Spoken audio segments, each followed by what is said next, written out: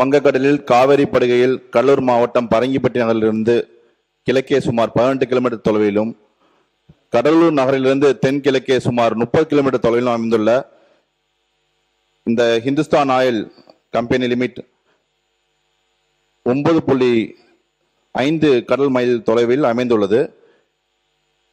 மாண்புமிகு சட்டமன்ற உறுப்பினர் அவர்கள்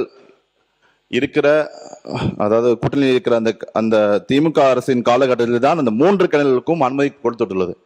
அது ஏற்கனவே உள்ள 4 கிணறுல 2006 காலகட்டத்திலும் 2009 காலத்தில் 2 கிணறுகளுக்கும், அதிமுக காலத்தில் 2012 ஒரு கிணறுக்கும் ஆகிய மொத்தம் 4 கிணறுகளுக்குமே திமுக 3 கிணறுகளுக்கு திமுக ஆட்சி புரிந்த காலகட்டத்திலும், அதிமுக ஆட்சி புரிந்த காலத்தில் ஒரு கிணறுக்கும் தான் அனுமதி கொடுக்கப்பட்டது.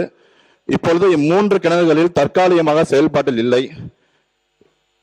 ஒரு கிணறில் இருந்து மட்டும் உற்பத்தியாகும் எரிவாயு மற்றும் எண்ணெய் நாகப்பட்டினம் மாவட்டம் பிள்ளை பெருமாள் கல்லூரியில் அமைந்துள்ள இந்துஸ்தான் ஆயில் கம்பெனி லிமிடெட் நிறுவனத்தின் எரிவாயு செயலாக்க நிலையத்திற்கு கொண்டு செல்லப்படுகிறது.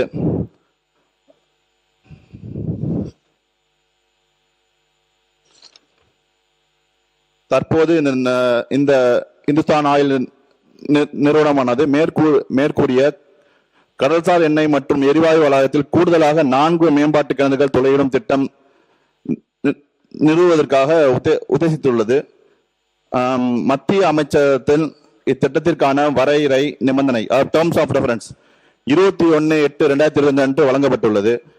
மேற்கொண்ட செயல்பாடு கடற்கரையிலிருந்து 12 மைல்கள் எல்லையில் அமைந்துள்ளதால் கடலோர ஒழுங்குமுறை மண்டல அறிவிப்பு 2011 படி கோஸ்டல் ரெகுலேஷன் ஜோன் நோட்டிபிகேஷன் அதன்படி 1/6/2026 அன்று விண்ணப்பித்து தற்போது நிறுவனத்தின் உத்தேசப்பட்டுள்ள திட்டத்தின் தமிழ்நாடு கடலோர மண்டல மேலாண்மை ஆணையம் பரிசீலனைக்காக கடலூர் மாவட்ட ஆட்சியர் மாவட்ட கடலோர மண்டல மேலாண்மை ஆணையத்துக்காக அனுப்பப்பட்டுள்ளது.